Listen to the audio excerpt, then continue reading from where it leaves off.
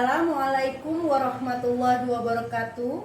Perkenalkan, kami CGP Angkatan 7 Kota Bekasi akan melaksanakan demonstrasi kontekstual modul 2.3 kegiatan coaching supervisi akademik yang terdiri dari saya, Dede Guntari SPD dari SDN Jati Cempaka 6 sebagai pengamat. Saya Hayati SPD dari SDN Jati Asih 9 sebagai coach. Saya Ernalisa SPD dari SDN Jati Asih 10 sebagai coach. Selamat menyaksikan. Assalamualaikum Bu Hayati. Waalaikumsalam Ibu. Apa kabarnya? Alhamdulillah baik Bu. Baik. Ya. Ibu, sebelum Ibu melakukan kegiatan coaching, nanti saya akan mengadakan pertanyaan pra-observasi sebelum Ibu melakukan kegiatan tersebut ya Bu ya. Baik. Nanti saya akan memberikan pertanyaan tentang rubrik penilaian. Kemudian saya juga akan menanyakan apakah coaching Ibu ini sudah sesuai dengan alur tirta atau belum. Terus bagaimana Ibu memberikan pertanyaan yang berbobot kepada coaching Ibu, dan bagaimana coaching juga memberikan respon terhadap coaching yang dilakukan. Nah, jangan lupa ya Ibu ya, prinsip coaching kemitraan, proses kreatif, dan memaksimalkan potensi. Nah, baik Ibu, saya akan memberikan pertanyaan. Ibu udah siap? Siap, insya Allah. Baik Ibu. Ini Bu, yang pertama, kompetensi apa yang akan Ibu kembangkan pada coaching kali ini? Baik Bu, ada beberapa kompetensi yang akan saya kembangkan pada proses coaching kali ini. Yang pertama present, yang kedua kompetensi memberikan pertanyaan berbobot, dan yang ketiga mendengarkan aktif Ibu. Baik, kemudian menurut Ibu nih ya, kompetensi mana sih yang akan Ibu kembangkan secara spesifik dalam kegiatan observasi ini? Untuk kompetensi yang ingin saya capai yang spesifik itu yang kedua Ibu, kompetensi memberikan pertanyaan berbobot kepada coaching oleh coach. Kemudian yang keduanya mendengarkan aktif. Kemudian Ibu, indikator yang bagaimana yang Ibu inginkan pada proses coaching hari ini? Baik, menurut saya indikator ya ketercapaian coaching itu keberhasilannya yaitu coaching bisa menemukan masalah, kemudian dia bisa menyelesaikan masalahnya dan ada solusinya serta langkah-langkah menyelesaikan masalah tersebut Ibu. Jadi si coachingnya bisa menemukan solusi atas permasalahan yang dia hadapi seperti ini. Bagus sekali Ibu. Mudah-mudahan proses coaching Ibu ini berjalan dengan lancar, sukses, selamat ya Ibu. Baik Ibu, terima kasih ya Bu untuk diskusi hari ini. Terima kasih juga ya Bu Hayati. Sama-sama Ibu. Semoga sukses. Amin, terima kasih. Assalamualaikum Bu Erna. Waalaikumsalam Bu Hayati. Apa kabar? Alhamdulillah sehat. Gimana? Ada waktu nggak hari ini? Insya Allah. Saya mau sedikit sharing nih sama Bu Hayati tentang masalah di sekolah saya. Ya. Nah, mudah-mudahan sih Bu Hayati kita bisa ada solusi baiknya.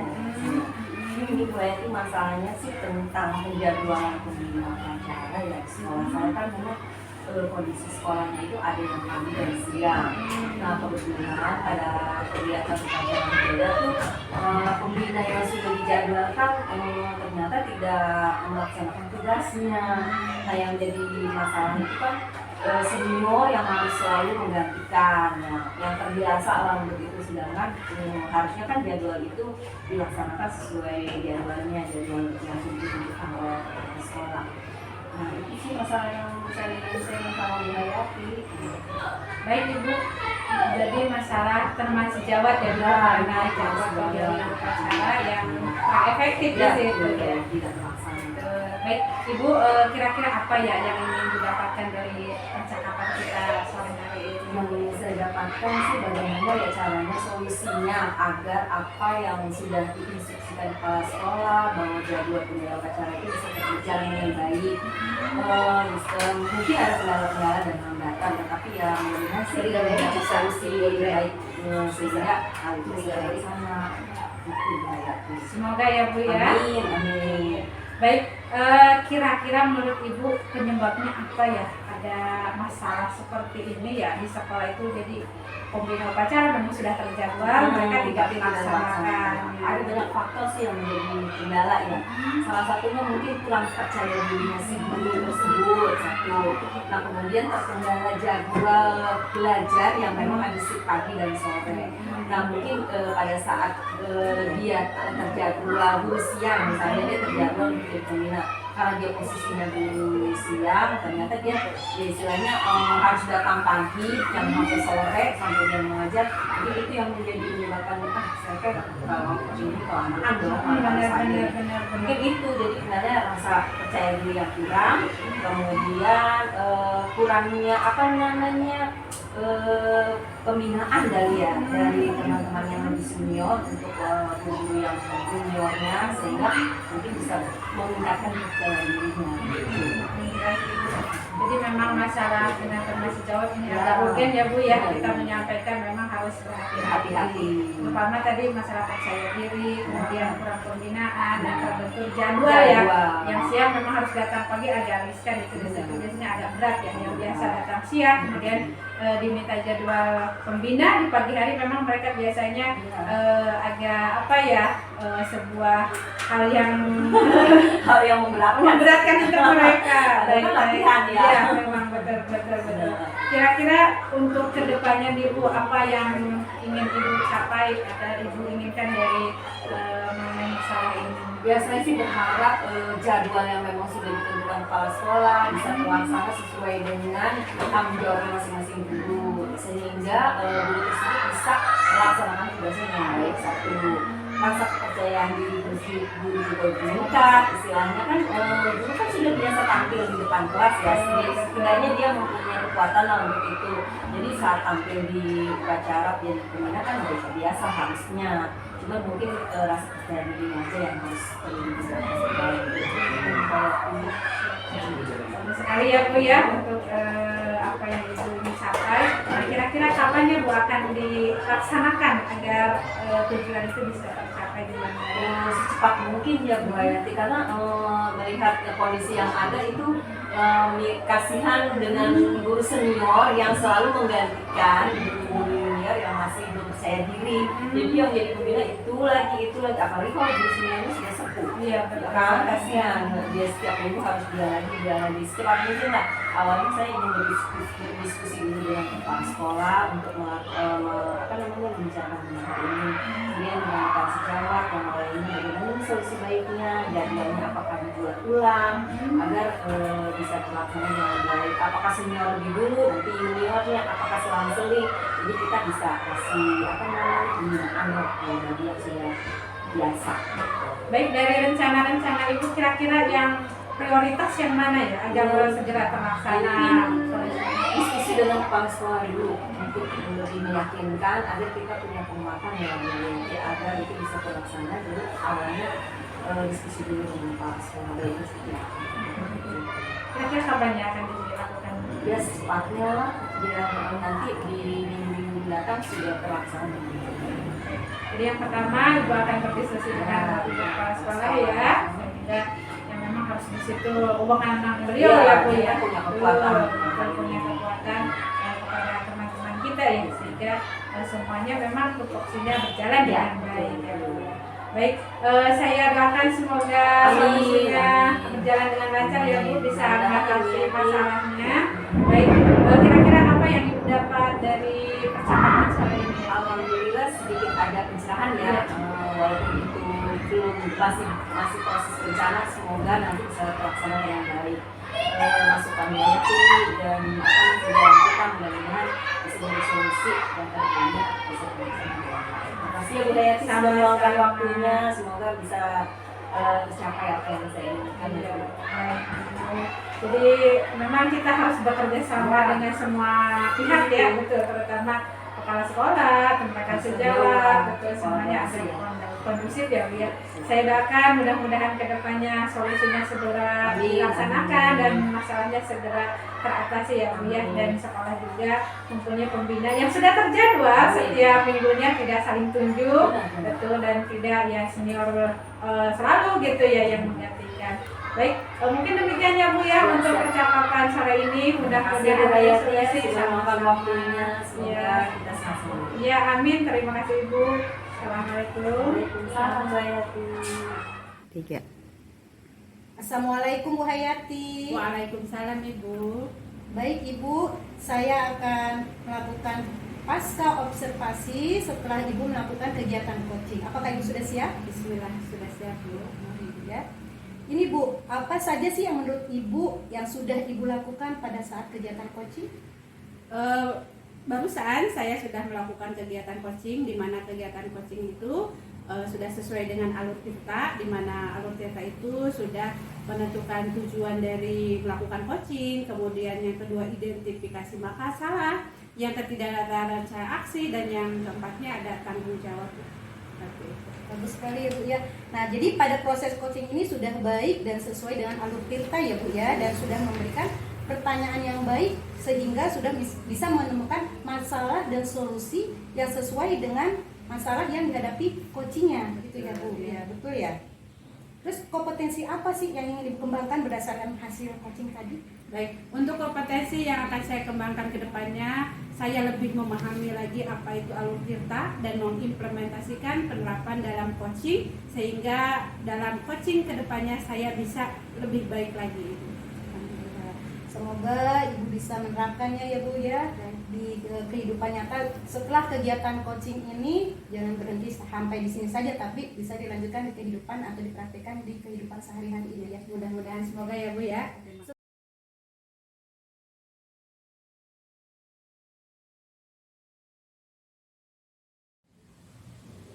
Assalamualaikum warahmatullahi wabarakatuh. Perkenalkan, kami CGP Angkatan 7 Kota Bekasi akan melakukan demonstrasi kontekstual modul 2.3 kegiatan coaching supervisi akademik yang terdiri dari saya Ernalisa SPD dari SDN Jati Asih 10 sebagai pengamat.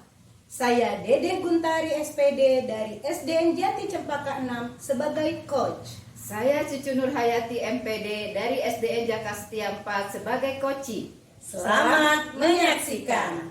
Assalamualaikum Bu Dede. Waalaikumsalam Bu Erna. Bagaimana kabarnya hari ini? Alhamdulillah baik. Alhamdulillah ya. Nah, Bu Dede kan akan melaksanakan proses coaching. Untuk itu saya akan melakukan observasi terlebih dahulu. Ada beberapa pertanyaan nanti yang akan saya sampaikan kepada Bu Dede. Sebelum melakukan coaching yang akan boleh dilakukan berkaitan dengan topik penilaian, kemudian pertanyaan apa yang Bu Dede sampaikan ke coaching, apakah pertanyaan itu berbobot atau tidak, kemudian apakah coaching menanggapi responnya terhadap Bu Dede. Kemudian jangan lupa prinsip coaching yang 3 tadi, yaitu kemitraan, proses kreatif, dan memaksimalkan potensi. Kemudian ada beberapa pertanyaan yang akan saya sampaikan. Pertama itu kompetensi yang akan dikembangkan dalam proses coaching kali ini, kira-kira apa yang akan Bu Dede lakukan? Baik Bu Erna, terima kasih untuk pertanyaannya. Kompetensi yang akan saya kembangkan yang pertama adalah kompetensi pretens, kemudian memberikan pertanyaan yang berbobot, dan kemudian saya akan mendengarkan aktif dari coaching yang akan mengutarakan permasalahannya tersebut. Kemudian kompetensi mana yang akan Bu Dede kembangkan secara spesifik Yang observasi baik Ibu. Untuk kompetensi yang akan saya kembangkan adalah kompetensi mendengarkan aktif dan memberikan pertanyaan yang berbobot kepada coach saya. Oke, pertanyaan yang berbobot ya. Nah, indikator bagaimana yang diinginkan dalam proses coaching tersebut? Indikator yang ingin saya kembangkan adalah coach bisa menemukan masalah dan menemukan solusi dari permasalahannya tersebut sehingga bisa menghadapi masalah yang dihadapinya. Oke. Mudah-mudahan proses coaching yang akan Bu Dede lakukan berjalan dengan lancar ya. Amin. Terima kasih Bu Erna. Selamat melakukan proses coaching selanjutnya. Terima kasih Bu Erna. Sama Bu Dede. Assalamualaikum. Waalaikumsalam warahmatullahi wabarakatuh. Assalamualaikum Bu Dede, apa kabar nih Bu Dede? Pagi ini kayaknya cerah banget ya Bu Dede. Waalaikumsalam Bu Cucu, kabar baik. Kira-kira nih ada apa ya Bu Cucu nih mengenai saya ya? Apa yang mau didiskusikan? Bu Dede, kira-kira saya mengganggu nggak ya waktunya Bu Dede nih? Gitu, di hari ini saya pengen sharing nih, nanti kita ngomongin dua aja deh nih di kantor gitu ya, misalnya dari hati ke hati tentang apa ya permasalahan anak-anak itu aja. Kayaknya ada yang mengganjal di dalam hati saya Bu Dede gitu. Enggak sih Bu, nggak mengganggu, silakan aja, saya nggak merasa terganggu. Kira-kira apa ya yang ingin Ibu sampaikan atau yang Ibu ingin omongkan ke saya? Kita setiap guru kita punya permasalahan jadi di dalam kelas yang mungkin ada yang memang kita bisa atasi, ada yang tapi permasalahan saya itu memang itu aja dari dua anak itu ya, dari saya punya siswa 40 siswa di kelas 2 ini hanya dua aja, jadi setiap hari itu kalau saya kasih tugas di rumah maupun tugas di sekolah itu tidak pernah mengerjakan, terutama di rumah ya. Kalau tugas di sekolah memang sudah tupoksi kita sebagai seorang pendidik, jadi kita harus mendampingi mereka. Jadi ya kayaknya kalau saya lihat itu entah nggak ada perhatian orang tua atau gimana gitu ya, untuk mengerjakan PR, tugas-tugas yang kita berikan, tugas tambahan agar anak itu dikerjakan di rumah selain di sekolah ya, pelajaran tambahan supaya anak itu mengulang pembelajaran kembali yang sudah kita berikan di kelas, seperti itu Bu Dede. Iya betul. Terus apa sih yang Ibu Cucu ingin dapatkan gitu? Kalau menurut dari skala dari 1 sampai 10 dengan sikap dari murid Ibu Cucu seperti itu? Kalau kita sebagai seorang pendidik sih tentunya bagus ya, kita pengen ini sampai ini 1 di skala 8 lah ya, kita nggak terlalu muluk-muluk sebagai pendidik ya Bu Dede. Mungkin semuanya lah teman-teman di sekolah kita seperti ini pengen skala yang bagus buat anak-anak kita, gitu seperti itu Bu Dede. Kira-kira menurut Bu Cucu penyebab masalah dari murid Ibu Cucu itu kenapa ya? Kalau saya perhatikan dari latar belakangnya ya, setelah saya komunikasi dengan teman-temannya, di mana dia tinggal, komunikasi dengan kelasnya, dengan yang antar jemputnya, bahkan dengan teman-teman atau orang tua yang dekat dengan dia, ini terlalu sibuk, dan memang di rumahnya itu dia tinggal dengan kakaknya, tidak ada pendamping yang lainnya khusus untuk mendampingi dia selama pulang sekolah sampai ke rumah untuk belajar kembali. Bahkan memang Bu Dede selain itu juga ya, di anak ini lupa dengan membawa pelajaran di sekolah setiap harinya. Saya periksa satu-satu, buku tulisnya tidak ada, bahkan buku pelajarannya juga tidak ada. Padahal kita sebagai seorang pendidik ya, bagaimana kita memaksimalkan kepada anak, gitu. Kita memberikan jadwal pelajaran kepada orang tua murid yang sudah difotokopi, maupun di zaman sekarang ini udah zaman now ya, kita di WA group gitu kan ya. Walaupun kelas 2 kita belajar bertanggung jawab, ada kesepakatan kelas apa yang diinginkan oleh anak-anak, tapi tetap aja gitu ya.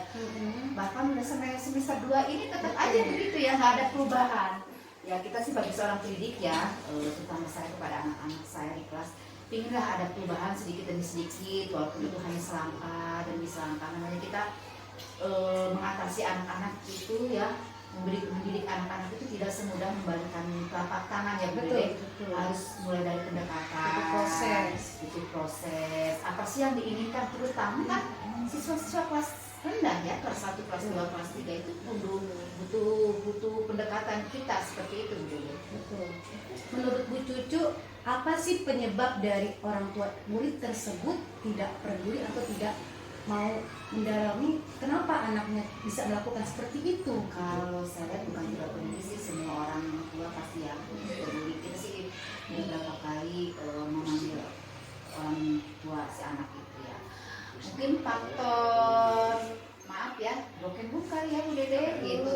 Si ibunya juga bekerja, dia harus menafkahi keluarganya, di rumah juga tidak ada orang dewasa yang mendampingi dia. Jadi intinya yang penting anak itu sudah berangkat ke sekolah ya, si ibu itu udah merasa nyaman, dan pulang sekolah, waktunya pulang udah ada di rumah ya, waktunya seperti itu. Bahkan saya berulang-ulang memanggil dia tapi tidak datang ke sekolah. Bahkan pembagian hasil ulangan dia, penilaian ulangan dia juga ya, kayak seperti penilaian tengah semester gitu. Apalagi tengah semester jarang diambil lah Bu Dede.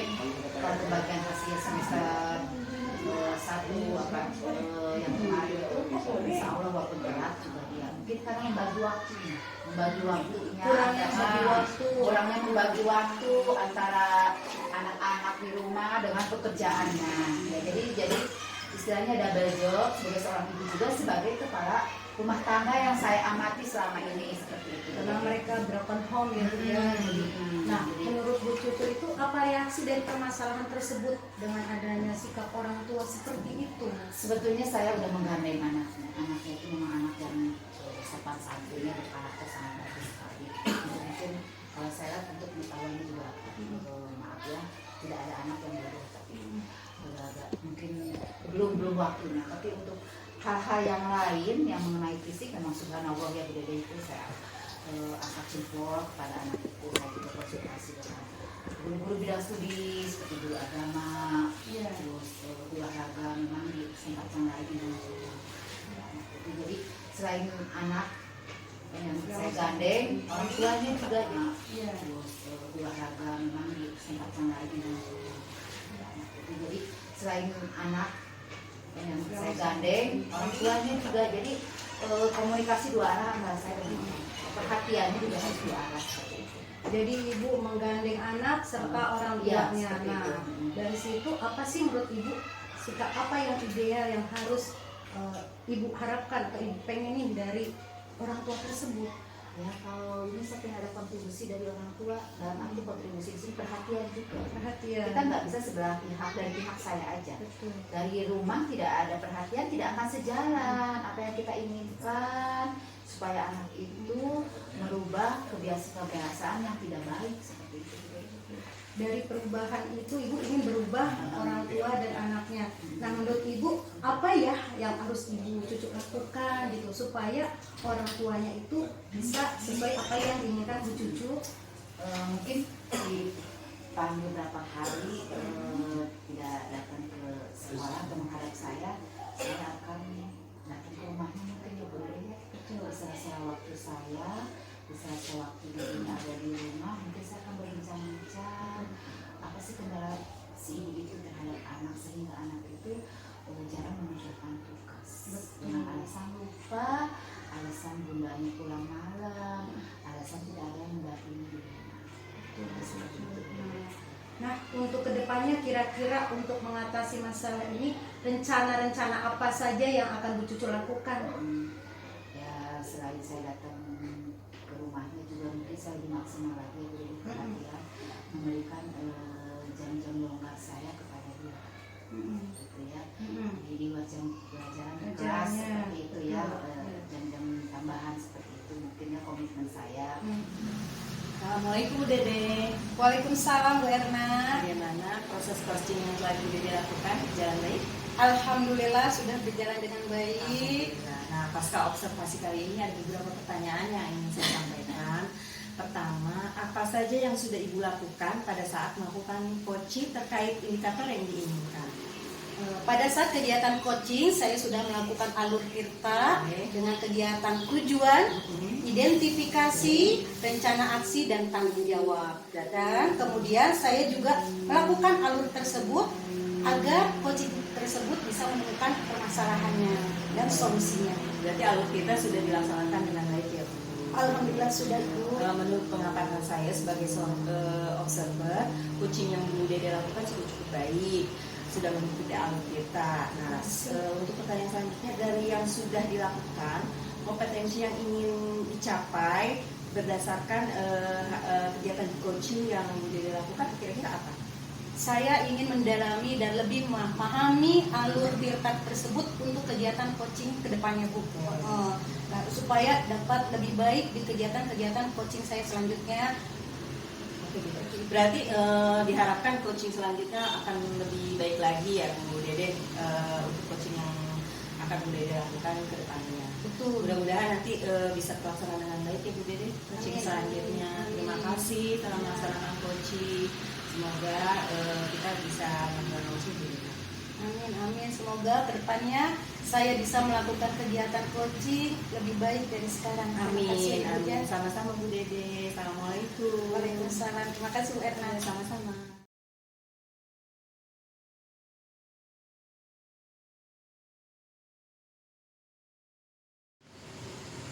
Assalamualaikum warahmatullahi wabarakatuh. Perkenalkan, kami dari CGP Angkatan 7 Kota Bekasi akan melaksanakan demonstrasi kontekstual modul 2.3 kegiatan coaching supervisi akademik yang terdiri dari saya sendiri Hayati SPD sebagai pengamat dari SDN Jati Asih 9. Saya Cucu Nur Hayati sebagai coach dari SDN Jakastia 4.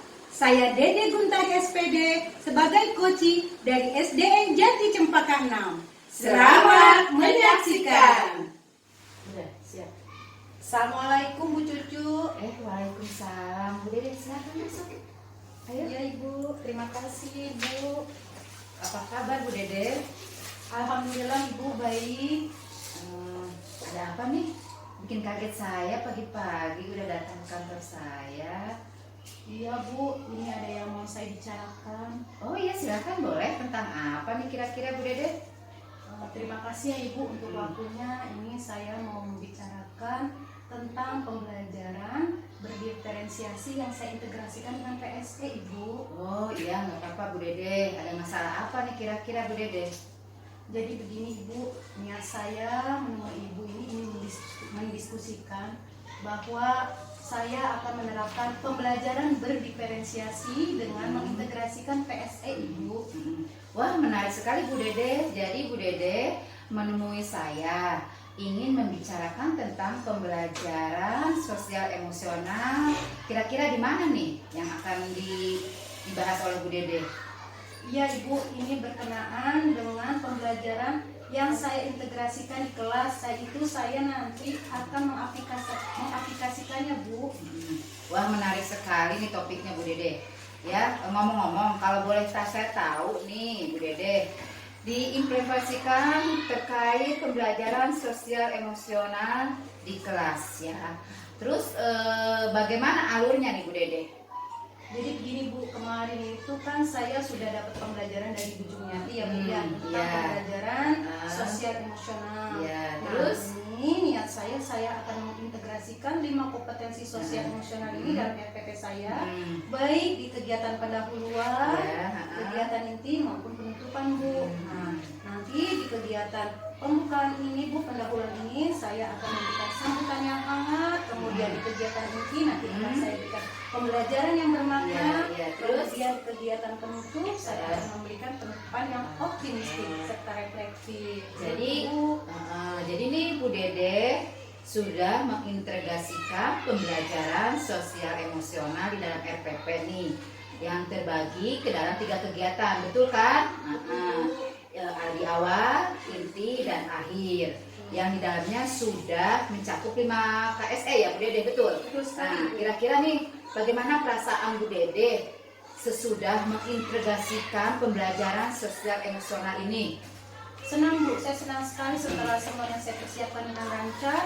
Alhamdulillah sudah saya praktikan dengan lancar di kelas saya juga ya Bu. Dan anak-anak pun mendapatkan manfaatnya, baik dalam motivasi dalam dirinya, kemudian anak-anak juga lebih menghargai dirinya sendiri, kemudian anak-anak lebih disiplin dan bertanggung jawab dengan tugas yang diberikan, kemudian anak-anak pun bisa memiliki rasa empati Bu dan mau bekerja sama dengan temannya di kelas. Kemudian saya juga telah mempraktikkan teknik STOP di dalam kegiatan pembelajaran PSE saya tersebut Ibu. Wah, bagus sekali nih Bu Dede ya sudah mengimplementasikannya. Dan saya tuh sebagai pimpinan di sini mengapresiasikan hal ini ya, karena teman-teman guru di sekolah kita sudah mengimplementasikannya hal ini. Dan di luar bayangan kami nih Bu Dede ya, di bayangan saya pribadi sendiri dan terutama Bu Dede yang sudah berkenan membagikan pengalaman ini kepada saya maupun kepada teman-teman sejawat. Nah, baik Bu Dede, menurut Bu Dede, apa yang ingin dieksplorasi ya terkait dengan pembelajaran sosial emosional ini? Iya Ibu, baik. Saya akan melakukan variasi dalam pengajarannya yaitu dengan cara teknik reintegrasi, yaitu dengan mengidentifikasi perasaan. Caranya saya berkomunikasi dengan murid, kemudian saya menyapa murid, menginstruksikan untuk berdoa, kemudian saya menanyakan perasaan dan kesiapan anak-anak ketika mulai pembelajaran. Dan kemudian juga Bu, saya mengidentifikasikan dengan roda emosi. Nah, dari teknik penilaiannya juga saya telah mengaplikasikannya baik dalam penilaian pengetahuan, keterampilan maupun sikap.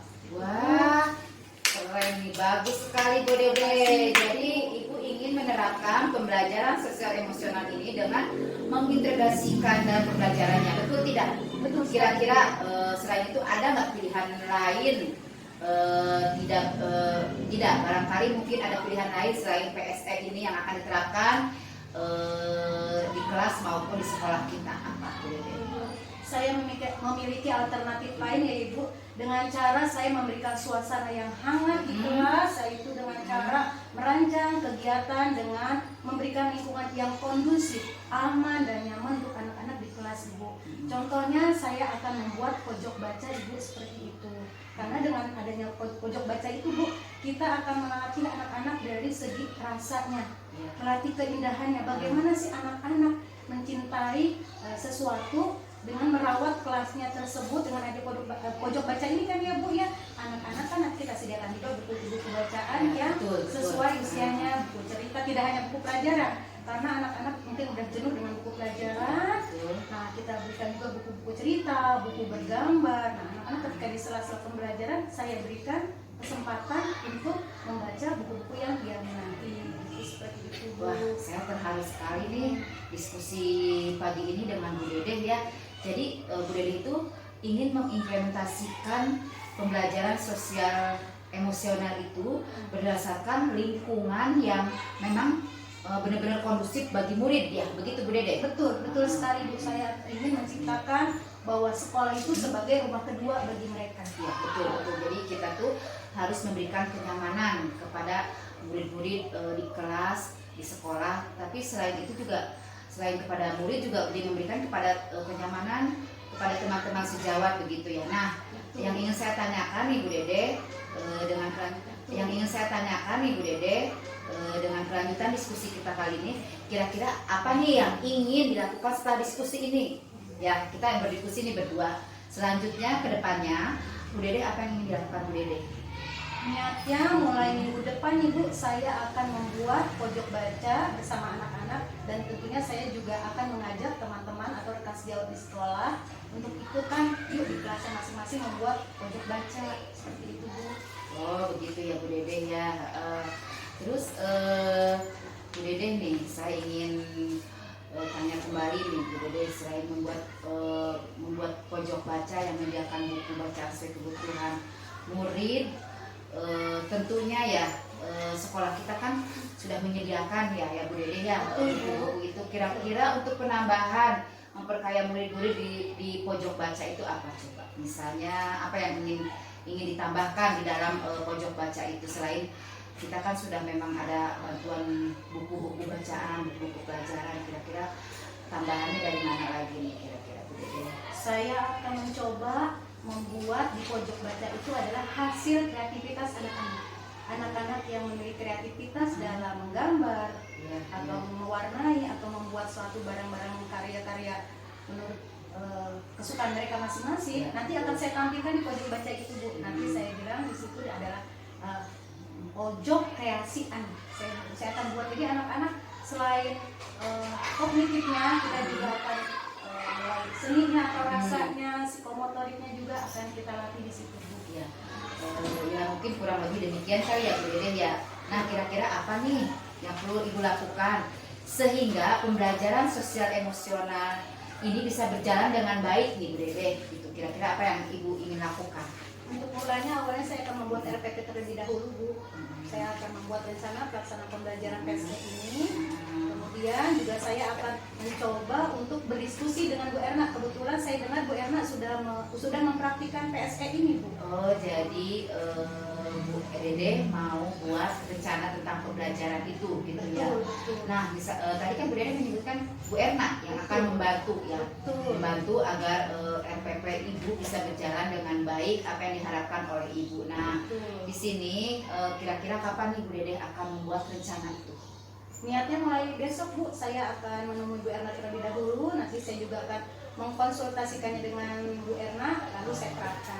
Oh, jadi rencana Bu Dede akan membuat RPP RPP rencana pembelajaran tentang PSE dan pojok baca di kelas itu mulai besok. Mulai dan besok, akan Ibu. didiskusikan dengan Bu Erna. Nah, Betul. dari review dari diskusi kita pagi ini nih kira-kira apa sih yang akan dilakukan oleh Bu Dede? Ya Ibu, terima kasih atas diskusi hari ini.